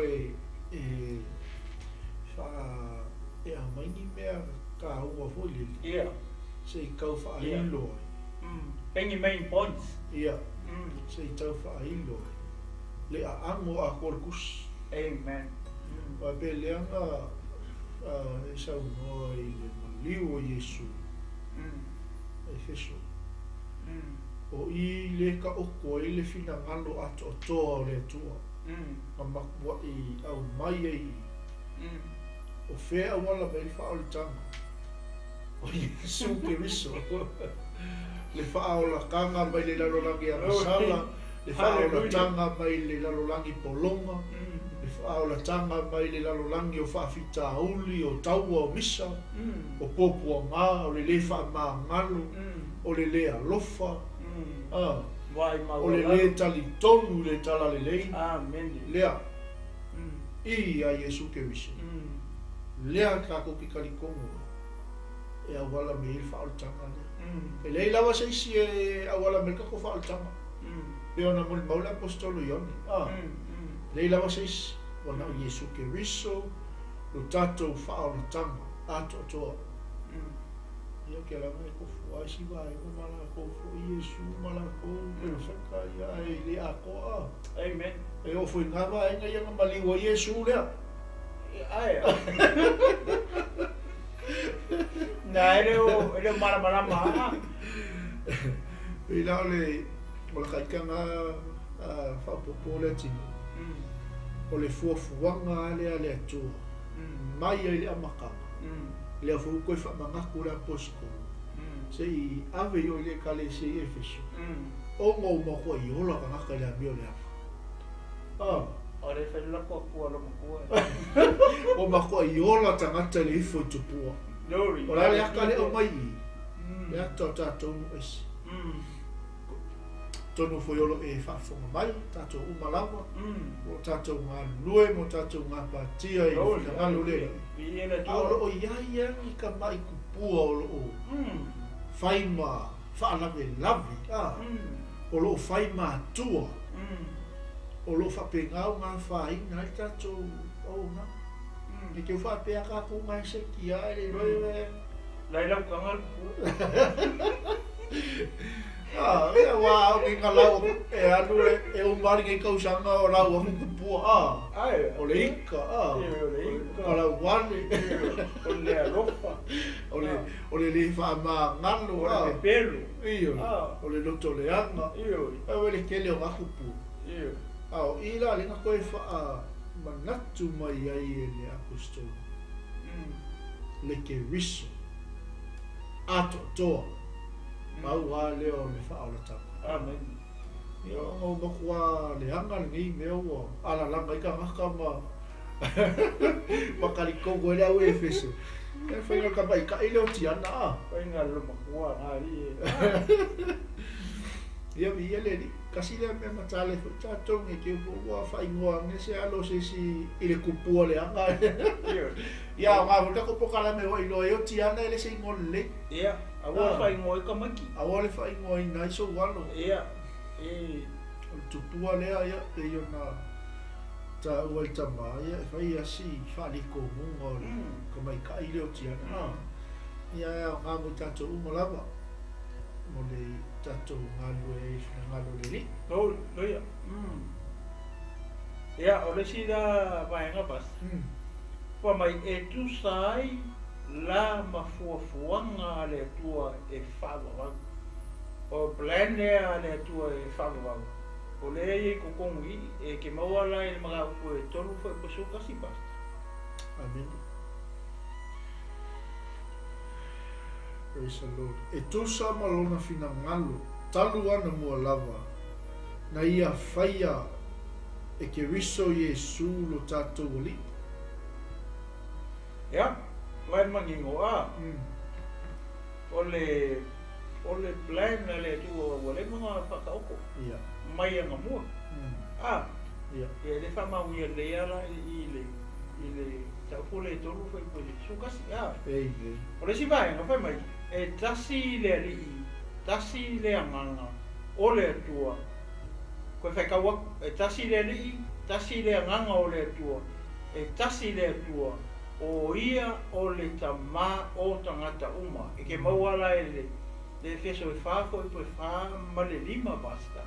Amen. E tasi le tino, e tasi fo i le anganga, fa pei o na wala uina o tau li fa moe tasi o wala uina ai o tau. E tasi le lii, e tasi le fa atua tuanga, e tasi fo i le papatisonga. Ia, se vai lei. Ma ia ke. Ia le tu. Kau i le. Ia. A kako bawa ngere le fa mai tasi papatisonga. Ia. A kako ki kilo ngela i le whainga o poia isi e kane sia me le o le papakiso. Ke le i o le whainga poia isi e kane sia o le whakingonga o me le o le papakiso. O le winga sa o me le ka o le papakiso. I le pare. Ua e whaia le inga ua e salamu. Ma ua e taritongu. O recognize yourself. You are sinner. Hallelujah. Repent lo leo o e mau me kako. Ina ua, inga ua kako loa e kako o kako o tangata. Hallelujah. Whakingo lo le. E kere mwhairanga e ilo o e skaka sala e fo a whao ko sa.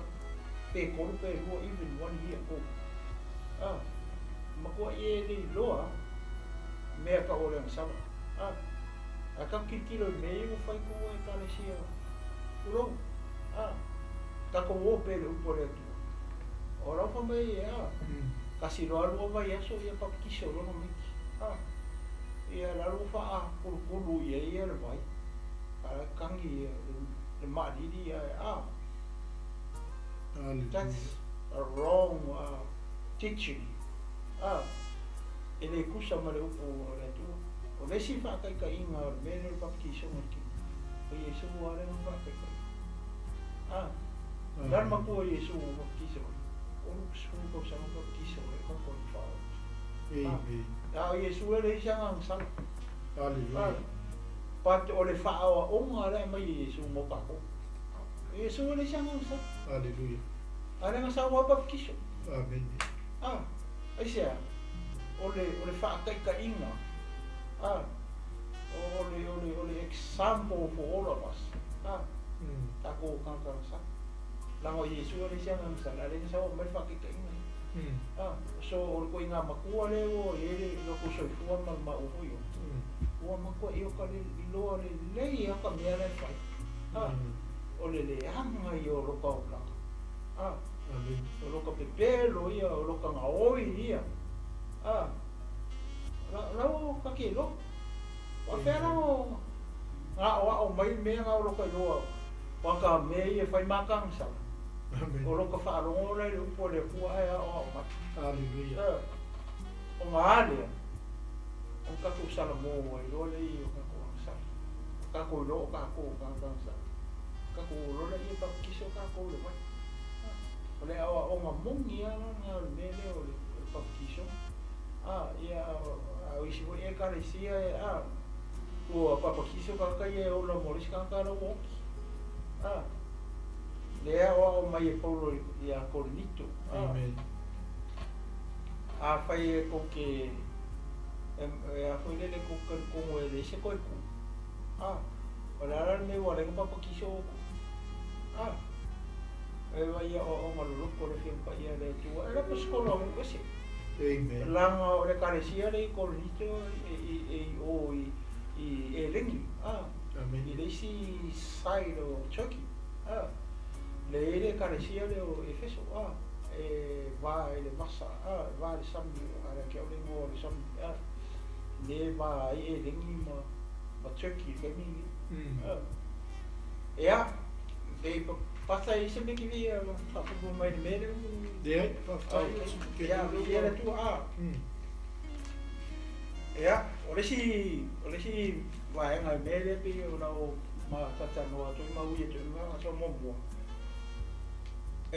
o lona winga o kevisiano e tau i le anganga ona tau fia i la tau i le loto e tasi la tau te nonofo pe ola fi le mu maisi vai o kasi la le ka hu o le kusi le le fa manga ku mai o Efeso le mai kusi le ale mai le manga o mai o lona winga o kevisiano e tau i le anganga ona tau fia i la tau i le loto e tasi la tau te nonofo fa kasi pe la ko ke ola fa kasi ia e ka kauonga o kauonga fi le mu maisi pe fealo fangi maisi ke mawala le ke se fa ko tulpa e vai ma ai ole Hallelujah. la fa maunia mai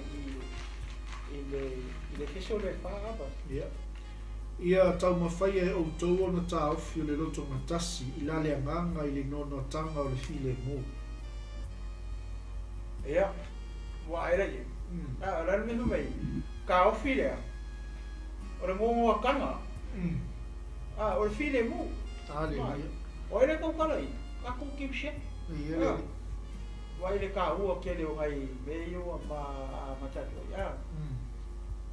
so le pe ese le me le pe chile o i pas e le o ka o ku ali ale le ma ku mai ngai me la ko fo me le Amen. fa mai o ke riso fo na ia au win o le o ma le mo le ke se lu ko su fa le o ma au ma ba o ala me le o so i sorry pas o le si va nga le fa mai o lea ua ia tu fata si ai i la to o se va enga o le malu pa ia o le tua e fio ai lona nganga pe no fo ai lona nganga o le feso la rua lona foi po lusu malua bas ngai fa kala mai le pe no fai tau atu O tau foi wati na e whatasi o tau ia te ia e le anganga. E whai mafio anga o le tua. ia o le ala e match le ia abas i le maulea o le si vai o mai e tu sai la ma fuanga ale tua e fa ma vau ke maua la le no tau ko tolu foi ko su kasi basta E tusa malona fina malo talu ana mua lava. Na ia whaia e Yesu Keriso lo tātou ali. ia mongi fa maongi mele Amen. mai e tu sai la ma fuanga ale tua e fa ma vau e le nga ko fa ma vau le ko ke ana ia ku ye o le fa ma vau le ko ke le no From the beginning. A renga si la fia e Yesu. Ai sea. Langa nga Yesu le fa ngol la. Amen. Ale fa me er kenis. Inga o mai ka ko fa ia. Le am. Fai foi leo tanga. O mai ka ko fa ia ma. Amen. Oi le ko kala. O le tu o tama, le tu le alo, le tu le pa. Le tu o tama, le tu le alo Yesu. Ia o le tu le nga pa. Sai ai umma la le. ia inga tua mai fuafuanga ia le tua mai le vavau se ia o le whakavau. We are in the middle. Ia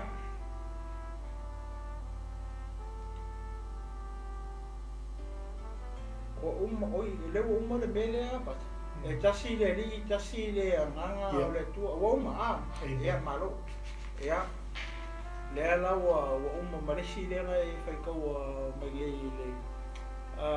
le Efeso Faafeiloaiga tolu ia o isi lai me ia ko ia pe me le makaso ko o Efeso o le wafu kai i le mule ka o western shore o Minor Asia ia po modern Turkey ke mingi wa ka ko ia pa mai ai foi le tua fafine marona malu o lona i moa o tiana le la mo le fai ka ko pasta ngalu nga skulu iba le ka ko ise na mar mai fai mai do lai fai mai paulo ia Efeso ia la tou i loa male mautinoa o ai ua vala au wina ile o langa fou ko fa longo le fai mai paulo ia Efeso ia la tou i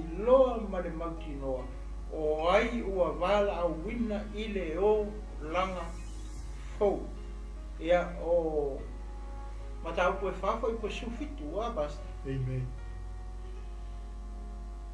Praise the Lord. O le nei o te whai atu ia te outou matau tino atu le nei mea i luma o le li'i au atou te toi sava vali whaapei o isi nuu whaapaupau uma o e sava vali le valea o latou loto. Amen. O le mkau pe lima foi pe lusi fulu basta. Amen. Ia whaaftai pea lava o no mea uma i le atua le tamaa i le suafa o lo tātou ali i o Iesu ke visu. Ia. O ngā uma pas? Ia. O le ngā. O le ngā refa mai o mtau koe whae koe sufiku. Se ia o ai matau koe lima. Foi ipu mua se o lusfu. Ngā whai kau umitai mea rua ia leo wa waku. O waku ngā mau. Efeso Faafeiloaiga sufitu ma le Efeso lima foi po lusfulu ia fai foi fa mau ia lelei o le siga no fa mai o e muli ia Iesu pe muli le ali o fa nau pele ale atua i la tu amen la tu te fai a foi le fina ngalo le atua Efeso lima foi mo boa basta e ko kiki a uma. Amen. Ia fai tau ele singa. O le nei ia wha o tau i le atua wha pei o le whanau peli. Alleluia. O le ngā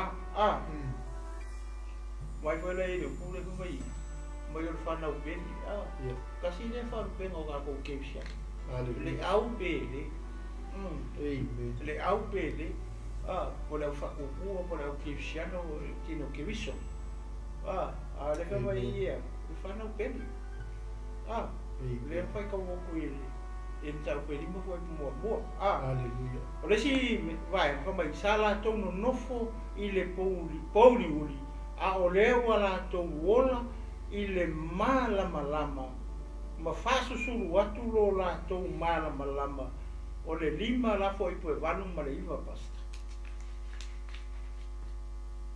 Alleluia. Wasa au tau pou liuli ana mua, au le newo au tau malama i le li. Ina saba wali ia pei o e ua malama.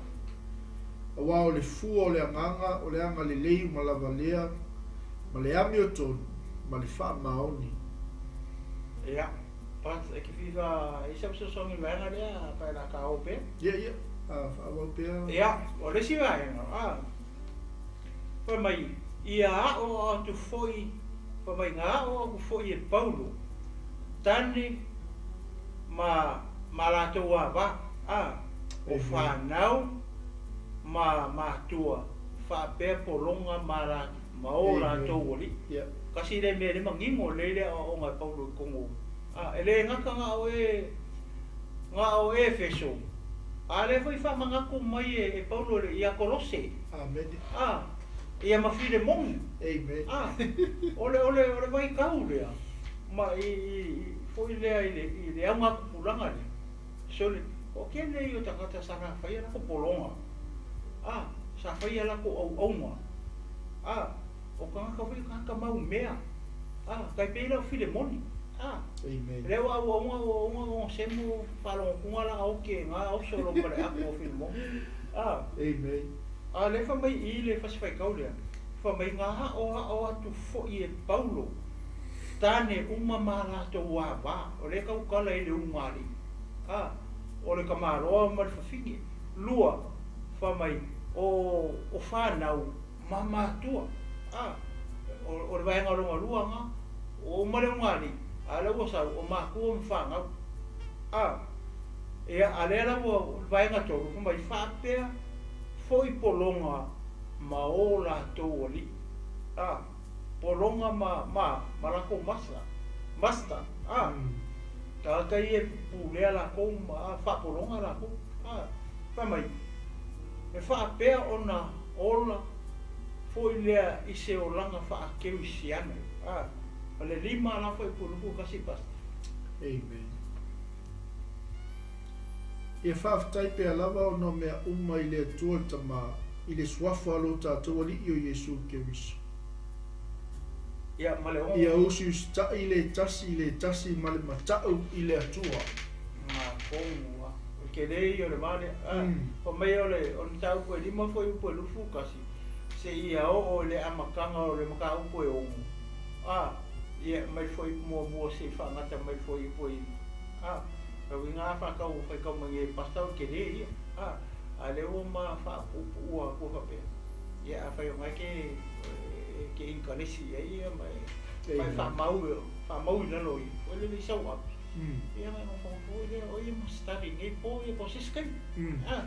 Ia, o le vaenga mori. O lea lewa mai. E le mawhai o ngā ngalo i a Paulo. Lea anga le nei o le tua. Amen. Sau lora i lalo le chapter ongu.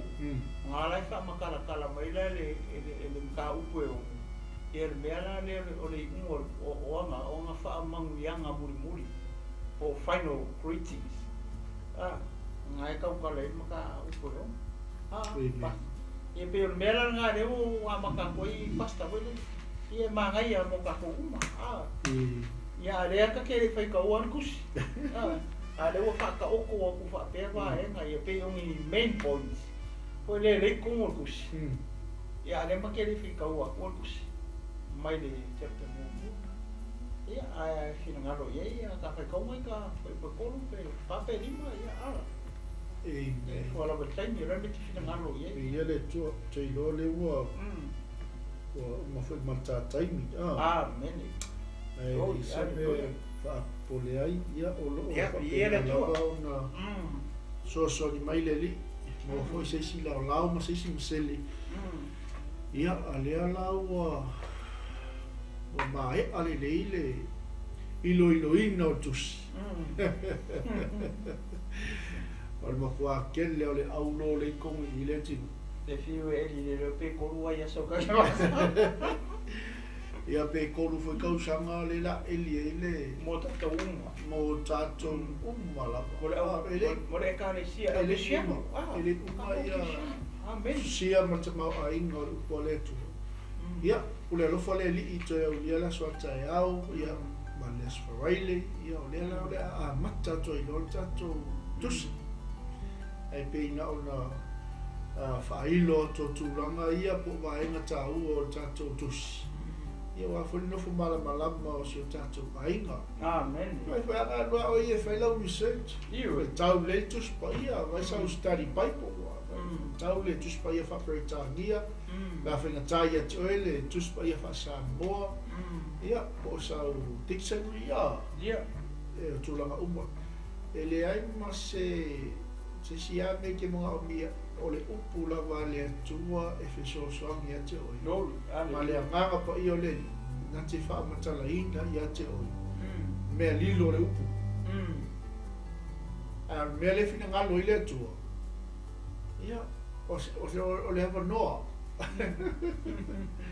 ina ia o nei tatou i tangata tau na whaalongolongo ia au ngale umpo le tua lo tatou whai tau whaalongo tatou te whai ailana ngaruenga ia wale tatou au nanga ia mase fo'i o lau tau tua i tono ainga nuu mai ka lesia sili le fina ngalo le li wa wala wina ai tatou ia pei o se toi so atu le tinu pa tai fo'i mo le no tu ina mai pa tai fo'i lo taimi sa mo ia o le tatou o nanga na ne fiafi ia ele manatu ia o le a ta pena mai foi inisio por kalami ia wala o ele tua fa fonga foi nei tu la fiafi ia o le atu na atu ne no mala nga fa lo ia ta mai la tinu i sana sa no nga muli ia ma ai se talo wale fa wino tato por kalami ne fiafi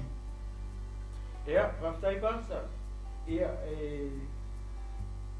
moana toi pastai foi tato le au cristiano le fiafi ma le au tino cristo au cristiano ia ma la to lo capena ona si pe le multa i pe tato ni su cristo ia me se foi nei paso ia nei porca la ia ta oso nei tato uma ia tato savalinga o tato savalinga ia savalinga umi o tato savalinga i le wharikingo, o tato savalinga pe o malanga mose marangu. O tato savalinga e whaleangana. O le mea nai te awhio ai, mai alalai, mai nofo e fo i se tūrau. Ia o ngā ke whonau whaleangana. Te tonu o rong hauta, malau lao, tonu o rong sā, markawale, ia o lungo le awala o mea uma, ia na ai te whora o whalenga mai rā, lo wainga e mesi o alo ma whanau. Ia e whapeti no kiriso o nevia e manatu. Ia o lea le whangata mai e le lama fōi ia na tū mani e. Ia e leanga ia le whaugiubi, ia e le o tusa marifina ngaro le atu ma leanga fōi ia o wape mai ia. That's it. Amen. Ia le ona tū mani, le ona tū ia o lai like hungry for more for the next time ia gemini ia fia faise talo fautanga oi lava o fia talia ia su nei fia fai mali faula I lona so I fofo ia si ne o lima ia nai te fioai si ne lo loto I fatua o la o saunia talo fautanga a maea ia ta pena tu foi ma se talo o famalo longa pe fai te finangalo ma e manao ia ona fai wina le o tato por kala le fia fi ma le faro alo ia o le tato talo haleluya io vai le tu o ma tu tama fa tai mo lo upu le o falongo le fia fi le o e lava Yesu na e maliu I lunga o le satau le ua whaasaro te ina ia o I tangata sala. Te maa whaatai I whaoratanga na e sāmia moa o tangata sala. O te lia oi, o wawea oi whai maali I ma whaola I lou o langa. Anganga pa ia o taro I lau fio maia. Ia musu ina pea hao malak tau tinonga I lea fiafu nei. O wofo ina tuailo uola mo lau fio tamaa. Ia whamarosi mai, whamanatu mai ia te au. Ia o tū mawai, se ia o atu I le aso na fola mai. E te toea fio mai, e si tia lau e kāresia. Ta mā, o te fia iai I nā I lena aso, pe atusa malou fina alo. Ta mā ua mata talo le fiafine nei, o se si iai o mā lima I whatutua. Mata talo le li ie le fiafine nei, le tina, le tamā, talavou, o alo ma whanawiti lo mātou atua. O si o mātou atanu. E le ngata I tonu o maota ngase, whapea tonu o maota malawa I le fiawhi nei. Le tangata le nā te fia mana o mia lau soani I le fiawhi nei. O loo ia fia mana o mia lau whamalolonga Yesu. Iesu tama whaftai mātou te taritonu I la upu o whaalava lava ua maroro ai I mātou le tangata le nā ua whaalongo I upu matala fo mai whai mai ua le to I ai se tonga fiti ua le ai se avanoa ua le loa li matamatai fo mai ona whai se tonga fitinga I le te māne tina le nāra mātou tua ta māua mātalo le whātua mā te taritonu I lau upu ta mā o oe ole alii o le ola o oe ole alii o le whamaloronga pai atu I ai o ao I le afiafi nei ta mai le foifua lau upu pai atu I ai lau upu o lau upu lea o lo I ai le mana o lo I ai le whamaloronga uma le mātou tua ia I lātou o lo fia maua lau whamaloronga I le afiafi nei ta mā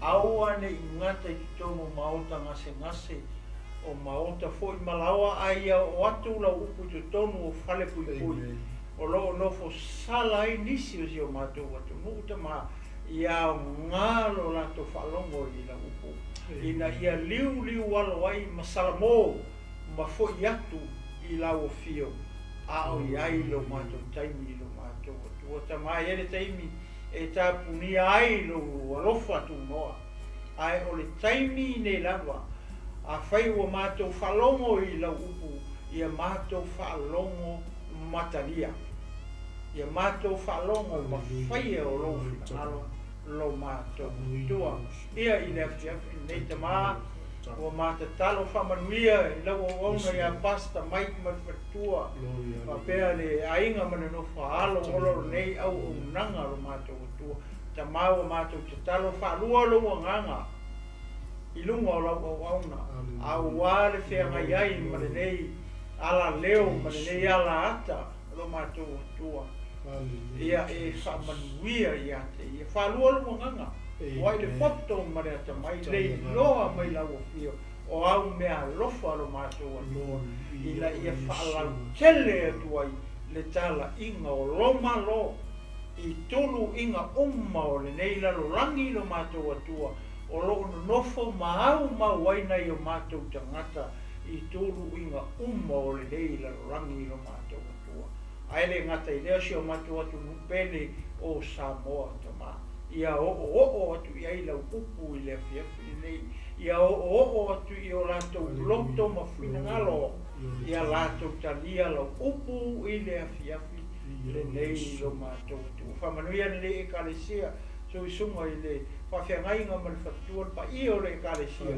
ona o le nei awanoa le lei lo mātou atua o ata tala ai whai to toa o le nei malu o mātou o mai foi mātou te ngalu lue ma au auna atu ai I lau o fio ta mā ia e whamanuia I lau o ona ma le whatua whapel pa I o le nei ekalesia ona o le nei awanoa maua lunga lo mātou atua o lo mātou o mai ai pēr I aso uma ona o lo ingoa I Iesu ta māua mātou talo le li e nei whiafi o se upu o mātou te tala iai o le tusa ma lau whaafonga o lo mātou atua ia e poto a le tautai e se sela na atu iama whamangalo mai I maua o au na e ala I le toto pa ia o lau fio ta mā le waiu le o unanga nei whiafi lei se mea o na o le leo lea mātou te wha leo atu ai o le tau langa o le whaafitai o le whaamanu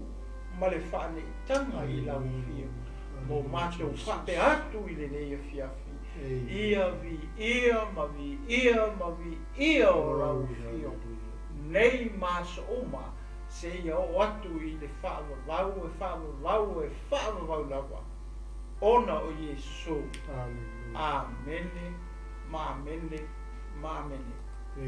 Lord hallelujah praise God ia manuia sa mola atu pele manuia whasausango le fiafa ono Iesu amen